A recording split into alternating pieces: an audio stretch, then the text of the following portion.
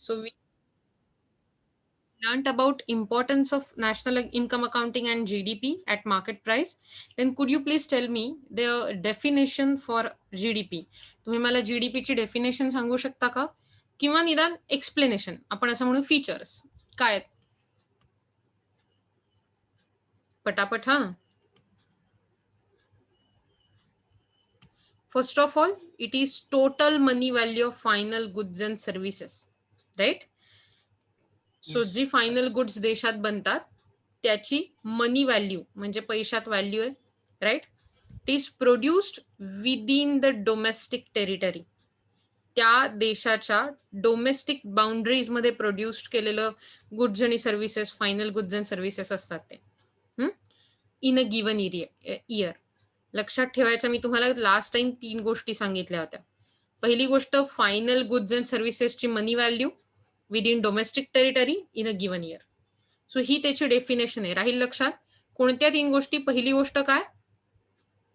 Total money value of final goods and services. Very good. दुसरी? Produce within the domestic territory of very good, very good. तुम्ही खूप छान उत्तर देताय. तिसरी? In a given year market price. Very good. See, that's how हा formula तयार झाला. ओके, सो काय फॉर्म्युला आहे? C plus I plus G plus X minus M, that is net export. So C म्हणजे कन्झम्पशन एक्सपेंडिचर असतात. हे consumption expenditure house होल्डचे असतात. आता तुम्हाला हाऊस होल्ड म्हणजे काय हे नक्की माहिती आहे, राईट?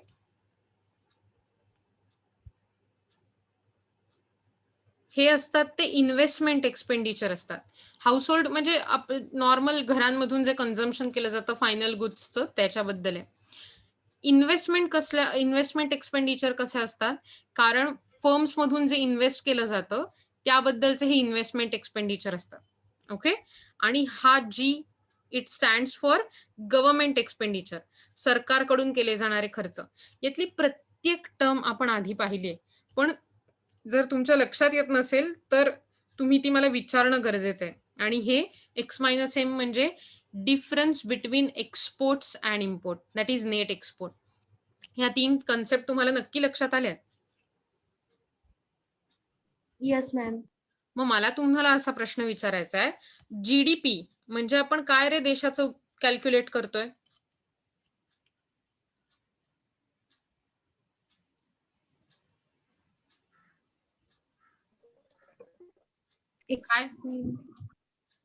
काय कॅल्क्युलेट करतोय आपण? प्रोडक्ट. प्रोडक्ट म्हणजे उत्पादन, बरोबर? उत्पादन म्हणजे त्या उत्पादनातून किती पैसे मिळाले ते, दॅट मीन्स अवर इन्कम. बरोबर ना? नॅशनल इन्कमच आपण बघत होतो. मग मला सांगा, जर आपण नॅशनल इन्कम कॅल्क्युलेट करतोय, then why are we calculating the expenditure here? See, सगळे एक्सपेंडिचरच आहेत ना? Yes ma'am. Then why are we Yes, ma'am. Calculating expenditure here?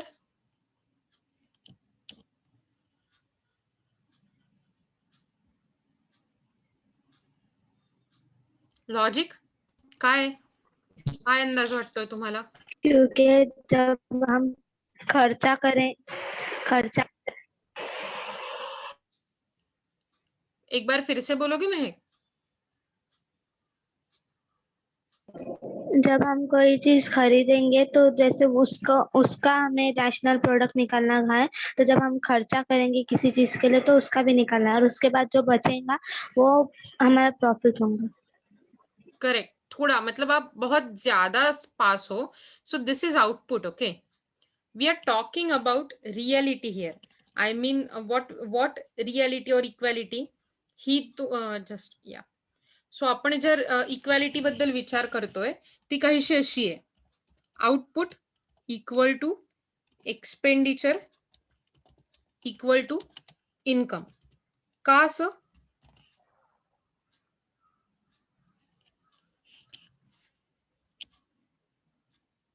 सांगा बरं मला, का असं?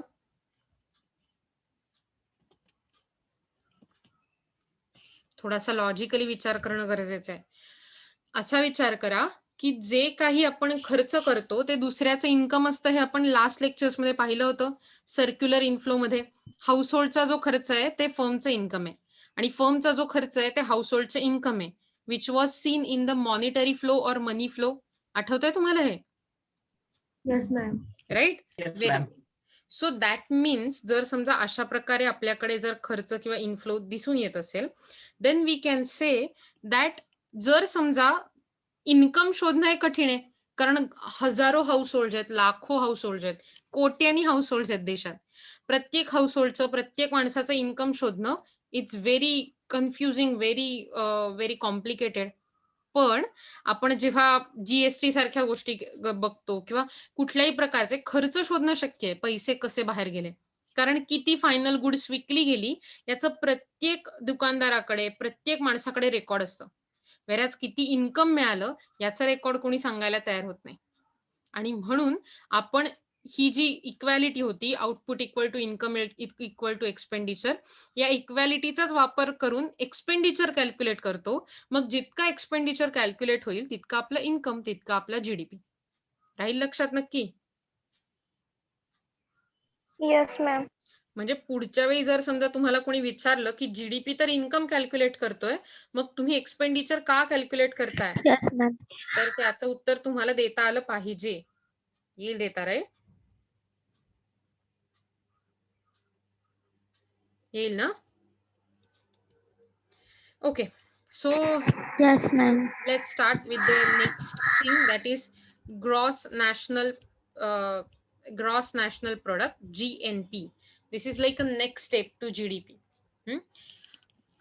Gross national product, GNP, refers to the total market value of all final goods and services. So again, total माझी पिकासोची चित्रकला. Total market value of final goods and services produced during year. Same definition आहे का रे? हो ना? Ma'am first part same वाटतं. मग काय different आहे? मार्केट व्हॅल्यू आहे बट मार्केट व्हॅल्यू. तिथे पण मार्केट व्हॅल्यू होती बघा ना, मार्केट प्राइस बद्दलच बोलतोय ना आपण. GDP, GNP, MP. बघा, या डेफिनेशन मध्ये या दोन गोष्टी आपल्याला कॉमन सापडल्या. ओके,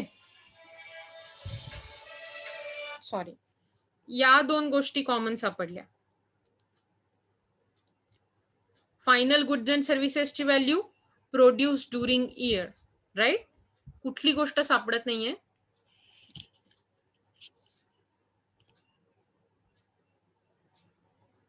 नाही लक्षात येते?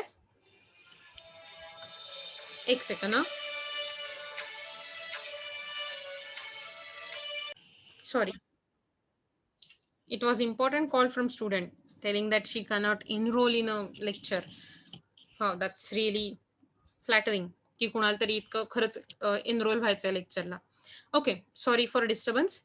Let's see, total market value of final goods and services, हे तर जीडीपी मध्ये पण सापडलं. During a given year, GDP मध्ये पण सापडलं. काय आणखीन तिसरी कंडिशन होती जी जीडीपी मध्ये होती, इथे नाहीये? Domestic territory of a country. Very good, amazing amazing.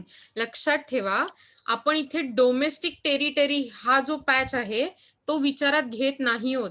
That means domestic territory हा पार्ट नाहीये, आणि म्हणून जीडीपी आणि जीएनपी हे दोन वेगवेगळ्या कन्सेप्ट आहेत. The concept of final goods and services stands for finished goods and services, हे आपल्याला ऑलरेडी माहिती आहे, ready for consumption of house hold and firms.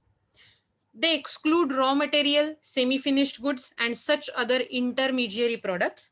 In other words, final goods are those goods which are directly consumed and not used in further production process. मला वाटतं हा paragraph fairly easy to understand आहे, की आपण फक्त final goods किंवा finished गुड्सच बघतोय, बरोबर? आपण कोणत्याही प्रकारे आपण असं म्हणू शकतो की आपण कोणत्याही प्रकारे unfinished goods, semi finished goods, raw material consider करत नाही. पण आता ह्याच्या फॉर्म्युलावर विचार करूया. तुम्ही सगळ्यांनी होपफुली ही जी रेडमार्क डेफिनेशन आहे ती डेफिनेशन आणि हा फॉर्म्युला लिहून घेतला असेल, तुम्ही घेताय लिहून किंवा ऍटलीस्ट स्क्रीनशॉट काढताय असं तरी मला सांगा. हे सगळं तुम्हाला तुमच्या एक्झाम मध्ये लिहायचं आहे. बाय द वे आज आपली मीटिंग आहे, तुम्हाला माहिती आहे ना? Yes, ma'am. येस, आणि तुम्हाला सगळ्यांना पॉझिटिव्हली एनरोल करायचं आहे त्या मीटिंग मध्ये. ओके, मला माहितीये तुम्ही आजकाल खूप जास्त टाळमटाळ करायला लागलाय, म्हणूनच मी तुम्हाला सांगते. So C plus I plus G plus X minus M हा फॉर्म्युला ओळखीचा आहे का रे? Yes, ma'am. कसला Yes, formula? ma'am. Yes, GDP का? ma'am. Correct. This is the GDP. formula of GDP, and this part here, it is the additional part. GDP में भी था. Correct. So this part is additional, R minus P. So what is R? R is the income receipts from abroad, and P is the income paid abroad. तो income मतलब abroad से जो income हमें आया, that means there might be, हमने loan लिया हो शायद अब्रॉड से, हमारे पास एफडीआई फॉरेन डायरेक्ट इन्वेस्टमेंट आया हो, या फिर मतलब ये जो पैसा अब्रॉड से हमें आता है, या फिर पी मतलब जो पेमेंट हम अब्रॉड को करते हैं, that is revenue end payment. Abroad को क्या करते हैं हम, रीपेमेंट करते हैं, या फिर हम अब्रॉड में इन्वेस्टमेंट करते हैं. अब्रॉड मतलब परदेश, फॉरेन कंट्रीज. तो वो फैक्टर यहाँ पर R माइनस पी में कैलकुलेट होता है. तो इसी फॉर्मूला को रिफाइन करके हम बोल सकते हैं GNP is equal to GDP plus net factor income from abroad. राहील लक्षात? मतलब जीडीपी का जैसे का तैसा फॉर्म्युला आया plus net factor income from abroad. तुमची ही जर गोष्ट नीट लक्षात आली तर तुम्हाला बिलकुल या गोष्टी पाठ करायला लागणार नाहीत. एकदा जीडीपी ही कन्सेप्ट समजली की मग जीएनपी म्हणजे काय, GDP plus R minus P म्हणजेच नेट इन्कम फ्रॉम अब्रॉड. पुढच्या कन्सेप्ट फार सहजपणे तुमच्या समोर येतील. येतंय तुमच्या लक्षात? Yes, ma'am. Okay, so Yes, मला आता ma'am. होपफुली ही कन्सेप्ट लक्षात आली असेल. The difference between GDP and GNP is net factor income from abroad, that is R minus P. GDP does not include net factor income from abroad R minus P, whereas GNP includes it. इतकाच फरक आहे दोघांमध्ये, R minus P वाला. आता हे लक्षात ठेवणं आणि हे लिहून घेणं तुमचं काम आहे. तुम्ही लिहून घेतलं असेल होपफुली. कुणाचं राहिलं असेल तर सांगा, म्हणजे मी थांबणार आहे. राहिलंय? Okay okay. So hence GDP equal to GNP minus net factor income from abroad. जो वरचा फॉर्म्युला होता, जर तुम्ही बघितला असेल, तोच फॉर्म्युला उलटा केलाय. जीएनपी म्हणजे जीडीपी प्लस नेट फॅक्टर होता. मग जीडीपी म्हणताना इथे जे प्लस नेट फॅक्टर होतं ते फक्त इक्वल टूच्या साइनच्या अपोजिट साइडला गेलंय, बरोबर ना, आणि म्हणून प्लसचं मायनस झालंय. So that is GDP is equal to GNP minus net factor income from abroad. राहील लक्षात आहे? Yes, ma'am. ग्रेट. लक्षात ठेवा, Yes, ma'am. जर जेव्हा तुम्हाला नोट लिहायची वेळ, write a note on GNP, तेव्हा हे सगळे details, GDP is equal to GNP minus net factor, GNP is equal to GDP plus net factor. So हे सगळ्या गोष्टी तुम्ही इन्क्लूड करणं आणि ते नीट प्रकारे लिहिणं गरजेचं आहे. Then third is net domestic product at a market price, that is NDP at market price.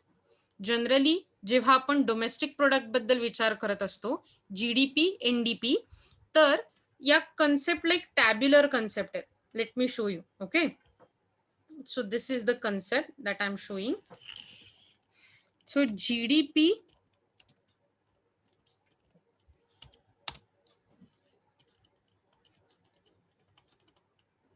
NDP आणि त्याच्या बरोबरीने जीएनपी एनएनपी. या काय कन्सेप्ट आहेत? Let me just colour it differently, सगळ्याच्या सगळं. आणि मग त्याच्यानंतर असा विचार येतो की जीडीपी म्हणजे एनडीपी, यात काय संबंध आहे? डीपी दोन्ही सेम आहेत, फरक फक्त ग्रॉस आणि नेटचा आहे.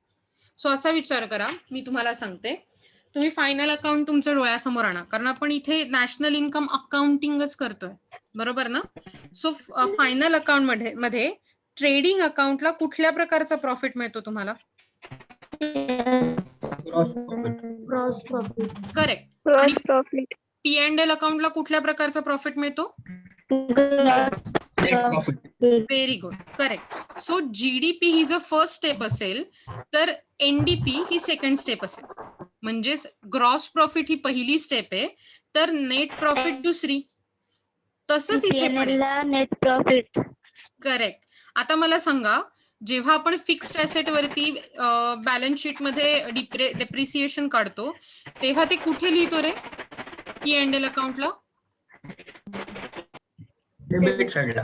Correct, right. P&L अकाउंटच्या डेबिट साईडला लिहितो. ते ट्रेडिंग अकाउंटला जातं का? No, नाही. ma'am. नाही. म्हणजेच आपण असं म्हणतो, P&L अकाउंट. करेक्ट, जेव्हा आपण Debit side. ग्रॉस असं म्हणतो तर ग्रॉस ही कन्सेप्ट आल्यावरती त्यात डेप्रिसिएशन नसतं. पण एनडीपी नेट ही कन्सेप्ट येते तेव्हा ग्रॉस मधून डेप्रिसिएशन वजा करावं लागतं. बरोबर ना? ग्रॉस प्रॉफिट मधनं तुम्ही डेप्रिसिएशन डेबिट साईडचं वजा करता बॅलन्सिंग करताना आणि मग तुम्हाला नेट प्रॉफिट मिळतो. बरोबर आहे ना?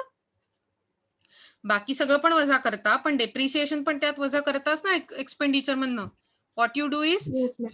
इन्कमची जी क्रेडिट साईड असते त्यातून एक्सपेंडिचरची डेबिट साईड वजा करता P&L अकाउंट मध्ये. आणि तसंच इथे होत आहे बघा. NDP at market price is obtained by deducting the value of depreciation from GDP. म्हणजे जेव्हा जीडीपी मधनं तुम्ही डेप्रिसिएशन वजा करता then you get NDP. That's why net domestic product at market price is equal to GDP minus depreciation. राहील लक्षात आता तुमच्या ग्रॉस आणि नेट मधला फरक? नक्की? Yes, ma'am. ग्रेट. सो हे तुम्ही होपफुली लिहून घेत असाल. मी तुम्हाला परत परत तेवढंच सांगू शकते की तुम्ही Yes, लिहून ma'am. घ्या लिहून घ्या and लिहून घ्या. Okay. So let's move forward. The net national product concept. आता तुम्ही मला सांगा की GNP that is gross national product आणि NNP that is net national product यात काय फरक आहे?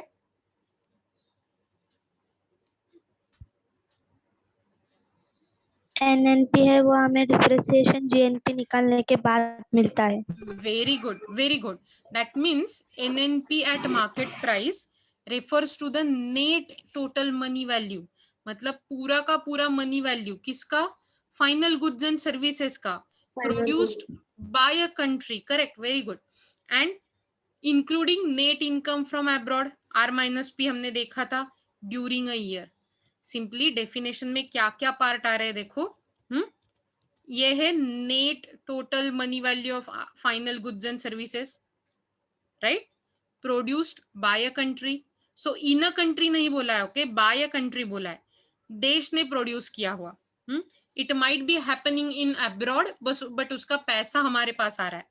जैसे कि हमारे देश में हेडक्वार्टर्स है और इसीलिए अब्रॉड में भी जो बन रहा है उसका पैसा हमें आ रहा है. So that is by a country including net income from abroad. तो इसके साथ साथ एक और कंसेप्ट है net income from abroad and then during a year. राहील लक्षात या चार गोष्टी. आता ही आपण already net national product GNP चीच व्याख्या बघतोय, फक्त एक वर्ड ऍडिशनल आहे that is net. Okay. It is also called as national income at market price. Finally आपल्याला ती कन्सेप्ट मिळाली की नॅशनल इन्कम कसं कॅल्क्युलेट होतं. जेव्हा GNP मधनं डेप्रिसिएशन वजा होतं तेव्हा आपल्याला net national product at market price म्हणजेच नॅशनल इन्कम मिळतं. सो मला तुम्हाला काही प्रश्न विचारायचे. Tell me the other name of net national product at market price.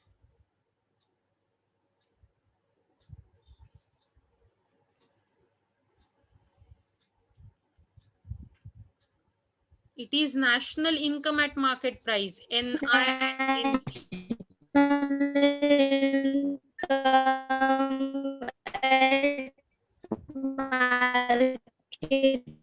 Correct. Very good, very good. So पुन्हा एकदा सांगा, म्हणजे लक्षात ठेवा, नॅशनल इन्कम कॅल्क्युलेट करताना आपण NNP वापरतो, that is net national product at market price. How we get that?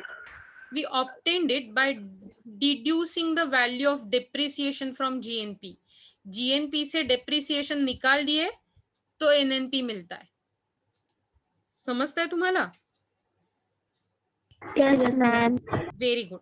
So hopefully आपण खूप मोठी कन्सेप्ट जी बघितली आहे, आपण ऍक्च्युली वेगवेगळ्या कन्सेप्ट बघितल्या आहेत, खूप कन्फ्युजिंग असू शकतात, पण होपफुली तुम्हाला त्या लक्षात आल्या आहेत. कोणत्या 4 कन्सेप्ट बघितल्या सांगा मला आता आपण? GDP, NDP, NNP, GNP. Quite good, quite good. Okay. आणि मला सांगा जीडीपीचा फॉर्म्युला काय होता?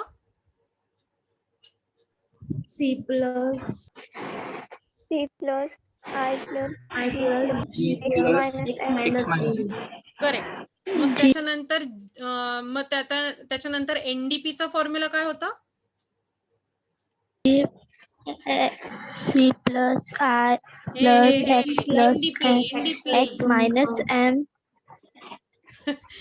एनडीपीचा फॉर्म्युला काय होता? Net domestic product at market price. NDP is equal to GDP minus depreciation. Very good. मग त्याच्यानंतर आपण बघितलं जीएनपी, ग्रॉस नॅशनल प्रोडक्ट, काय फॉर्म्युला होता? GDP plus net factor income from above. Correct. No, C. या it's both फॉर्म्युले correct आहे, दोन्ही पण फॉर्म्युले करेक्ट आहे. ते बघा, जीएनपी इज इक्वल टू मोठा फॉर्म्युला काय आहे? C C plus I plus G plus X minus M plus R minus P. Very good. आणि त्याच्या बरोबरीने जीएनपीचा फॉर्म्युला सेमच होतो. आपण जीडीपी अख्खा कॅल्क्युलेट करतो plus that net factor income from abroad add करतो. राहील लक्षात ना आता? Yes, ma'am. Yes, ma'am. Then what is NNP, net national product at market price? GNP minus depreciation. Very good. GNP minus depreciation. What is the other name for net national product? NNP. National income. National income at market price. National income at market price. Correct. Very good. NI at MP. Let's see. Depreciation means wear and tear of a machinery in the process of production. Machine used म्हणजे हे तर आपल्याला माहितीच आहे ना, आपण already account शिकतोय. Machines used for ma'am. production have to be replaced at some future time. As due to their constant use, they become useless over time. So machine तुम्हाला चेंज करायला लागतात. काही मशिनरींना तुम्हाला अप टू डेट ठेवायला लागतं नेहमी, त्यांची एफिशियन्सी चालू ठेवण्यासाठी. त्याच्या बरोबरीने capital appreciation means and increase in the value of fixed asset like machinery, building, tools etcetera due to rise in their prices. हे करेक्ट डेप्रिसिएशनच्या उलटी कन्सेप्ट आहे, जी तुमच्या लक्षात आली पाहिजे. डेप्रिसिएशन आपल्या सगळ्यांनाच माहिती आहे की फिक्स्ड ॲसेटच्या व्हॅल्यूमध्ये कमी होते, राईट. कॅपिटल अप्रिसिएशन ही करेक्ट त्याच्या उलटी कन्सेप्ट आहे, means increase in a price. असा विचार करा, तुम्ही 2 लाखाची जमीन घेतली, किती आहे व्हॅल्यू जमिनीची?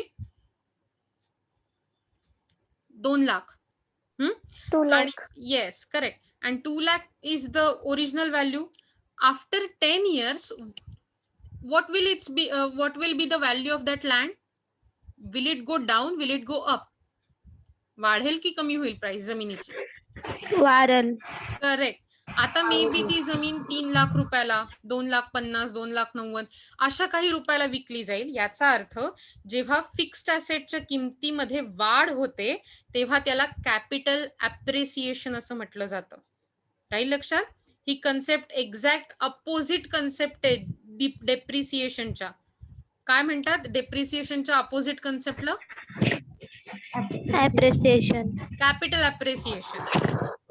Okay. Capital appreciation. Yes, its meaning is increase in the value of fixed asset like machinery, building, tools, etc. due to rise in their prices. It usually happens during the period of inflation. असा विचार करा, जेव्हा भाववाढ होते, petrol वाढलं ना, बरोबर? Petrol वाढलं आणि एखादी मशिनरी जर पेट्रोलवर चालत असेल तर त्या मशिनरीची किंमत पण वाढणार. बरोबर ना? म्हणजे पिरियड ऑफ इन्फ्लेशन मध्ये कॅपिटल अप्रिसिएशन होण्याची शक्यता वाढते. A rise in the value of fixed asset does not mean that there is increase in national income. Capital appreciation झाल्यामुळे तुमचं इन्कम, नॅशनल इन्कम वाढलं असं म्हणता येत नाही.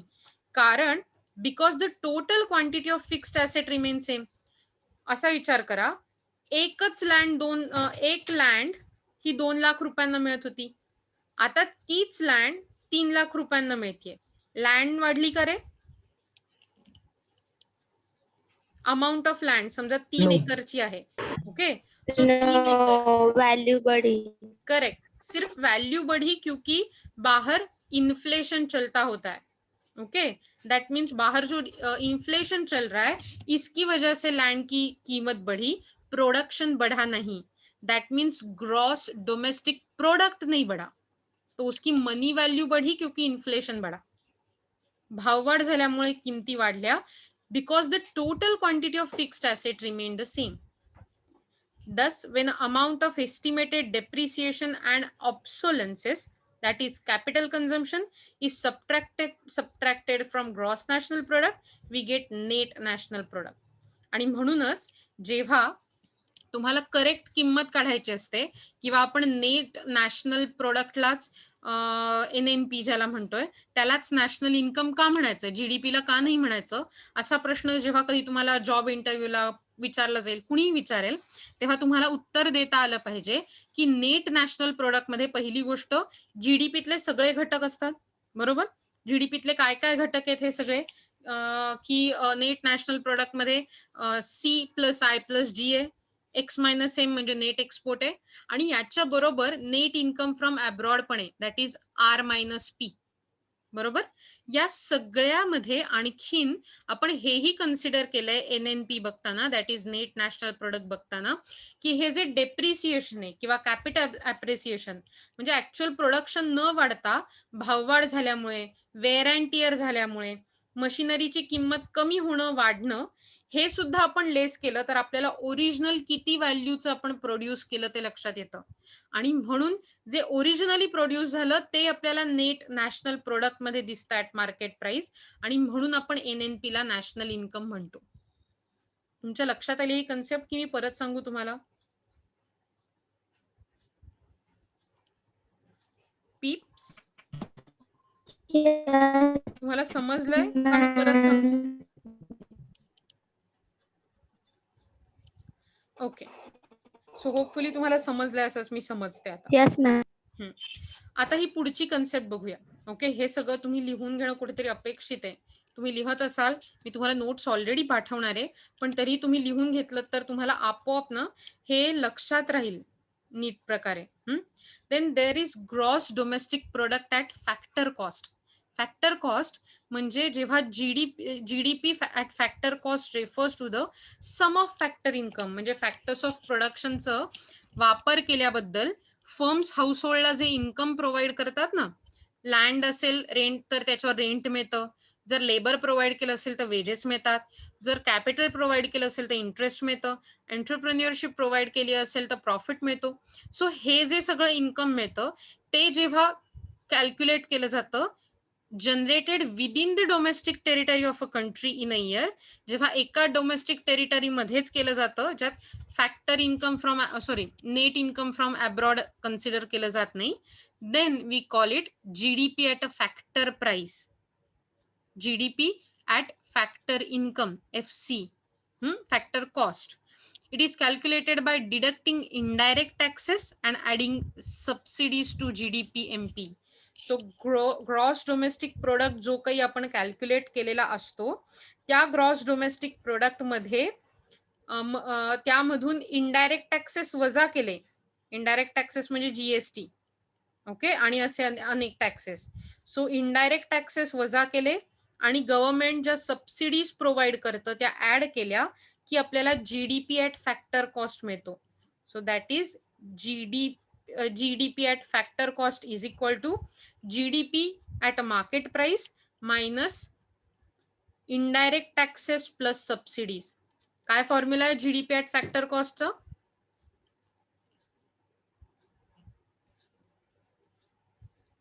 झोपलात की नाही तुम्ही? झोपलात?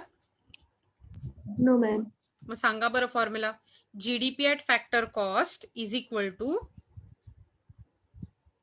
GDP at market GDP price minus minus indirect tax plus subsidies. बरोबर. हे लिहून घेताय ना कुठेतरी? Yes, ma'am.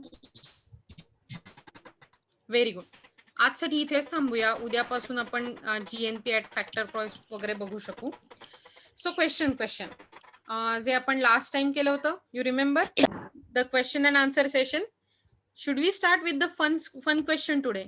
I will stop the recording. Will see tomorrow with the recording people.